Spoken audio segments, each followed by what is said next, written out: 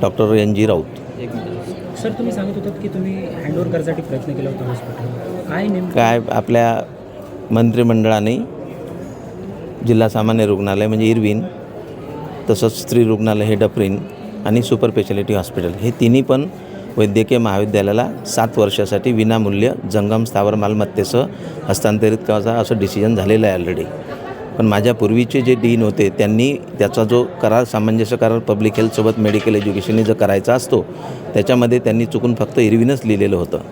मी जेव्हा इथं रुजू झालो तर सौंदळे CS मला म्हणाले की मी तुम्हाला फक्त इरविनच देतो, डफरीन आणि सुपर हे आम्ही देत नाही, कारण तसं करार केलेलं नाही आहे. तर मग मी त्या दृष्टीने हिवाळी अधिवेशनामध्ये माननीय मंत्री महोदय, आमचे मुश्रीफ साहेब, सेक्रेटरी साहेब, कमिशनर साहेब सगळ्यांनाही सांगितलं की असं चूक झालेली आहे आणि नुसतं इरविनच्या भरोशावर आपण वैद्यकीय महाविद्यालय स्थापित करू शकत नाही.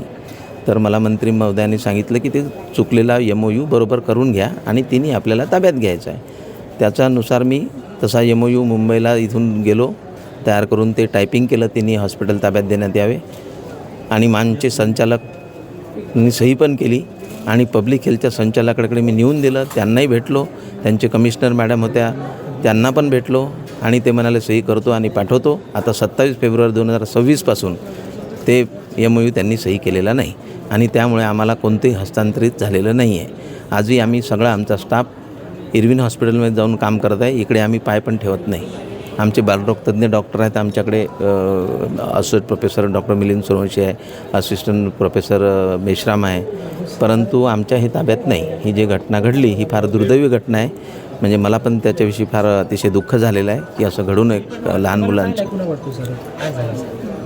कसं आहे, आता इलेक्ट्रिक त्याच्यावर पॉवरचं काही लोड जास्त होतं का, जास्त मशीनं होत्या का, AC आहे सगळं असल्यामुळे ते बघावं लागेल. परत काही तुमच्या मशीनमध्ये काही कशा प्रकारची मशीन, ही 8 महिन्यापूर्वीच सुरू झाली असं मला समजलेलं आहे मशीन.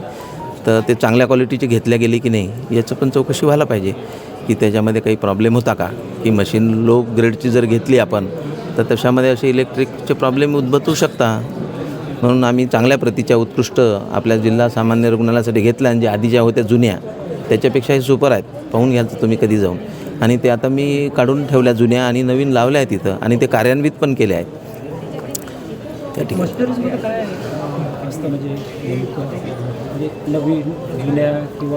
नाही, जुन्या म्हणजे आता चायनामेड ज्या आहेत त्या स्वस्त असतात. व्हेंटिलेटरसुद्धा स्वस्त आहेत चायनामेड, पण आम्ही चायनामेड घेतले नाही कारण मी सांगितलं की आपले ICUमध्ये रुग्ण हे मृत्यूशयेवर असतो, त्याचं जीवन वाचवणं डॉक्टरांचं कर्तव्य आहे. असे मशीन हे उत्कृष्ट दर्जाची असले पाहिजे. प्रायव्हेट हॉस्पिटलमध्ये MD मेडिसिनवाल्याकडे जी व्हेंटिलेटर येईल त्या क्वालिटीचं व्हेंटिलेटर मी ICUला घेऊन दिलेले आहेत 20 आणि आता मी 31 ऑगस्टला रिटायर होतो आहे. पण त्याच्यासाठी सुद्धा मला अनेक अडथळे येऊन राहिले की ते उद्घाटन त्याचं करायला जिल्हाधिकारी महोदयांना या म्हटलं पाहायला, तर ते पण म्हणते मला वेळ नाहीत. आता मी त्याचं पत्रकार परिषद घेऊन रिटायर झाल्यानंतर बोलणार आहे की यांच्या मागे काय उद्देश आहे यांचे, आणि त्याच्यासाठी मला सहकार्य जे लागत होते या लोकांचं ते पण यांनी केलं नाही. माझ्याकडचा आम्ही भरपूर स्टाफ दिला त्यांचे ते जुने व्हेंटिलेटर शिफ्ट करायला. त्यांनी कोणतेही मला त्या प्रकारे जेवढं मदत पाहिजे तेवढी केली नव्हती, पण मी माझं कर्तव्य समजून केलं डीन म्हणून. कदाचित हे हॉस्पिटल तुम्हाला मिळालं असतं, केलं असतं, लक्ष ठेवलं असतं. माझ्या विभाग प्रमुखांना हे काळजी सांगितले, कारण अशा घटना यापूर्वीसुद्धा घडलेल्या आहे.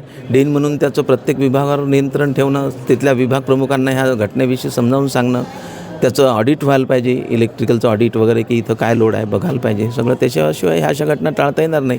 नाहीची अशी पुनरावृत्ती वारंवार होईल आणि अशा अमूल्य बालकांचं जीवन व्यर्थ जाईल. तर मला असं वाटतं की यापुढे अशी घटना घडू नये. या अर्धी भंडाऱ्याला पण घडलेली होती अशीच, तर ते होऊ नये आणि सगळ्या स्टाफनेसुद्धा सजग राहणं जरुरी आहे आपल्या कर्तव्यावर. नाही तर ते जर झोपले असतील तर मग कोण पाहणार त्या बालाकडे, असंही होते. घटना झाली एखादी तर ताबडतोब वाचू शकतो जर बरोबर ड्युटीवर असणारे ते लोक होते की नाही. त्यामुळे CCTV कॅमेरा आहे ते सगळं त्याचं रेकॉर्डिंग तपासायला पाहिजे की काय स्थिती होती असं मला वाटतं. जेणेकरून कोण त्याच्यात जबाबदार आहे त्याच्यावर जबाबदारी निश्चित केल्या जाऊ शकते.